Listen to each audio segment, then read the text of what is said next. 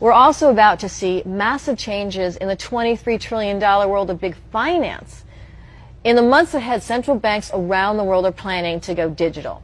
Many of the legacy banks you've heard of, where you probably even keep your money, like Bank of America, Chase, Citi, Wells Fargo, they're about to be reset, overhauled by a new type of technology called fintech, which is short for financial technology. Yeah, can I ask you, what exactly does that mean for the banks and all of us, you and me?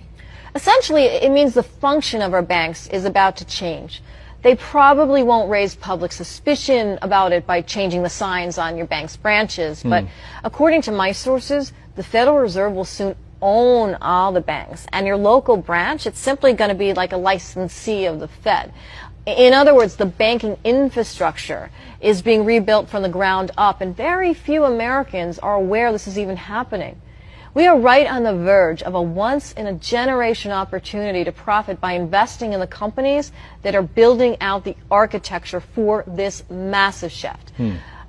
Put simply, financial technology is revolutionizing the $23 trillion old guard banking industry. You see, over the past 3 years, while the total value of U.S. bank stocks has slid by 30%, the total value of fintech stocks has increased by 272%.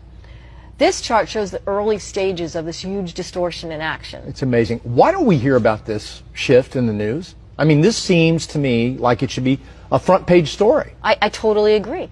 But yeah, I got to remember, the central banks and the folks on Wall Street, they want to keep this transformation under wraps for as long as they possibly can. So they can get in front of it first. Of course. And to avoid panic. This reset will be a huge shock when Americans catch on. That's why the average person won't hear a word about the story until it's obvious to just about everyone. And by then, it's going to be too late. Yeah, the profits will be gone. Right, the same way it works with any world-changing investment story. That's why if you're going to invest, I'd recommend you do it right now, today.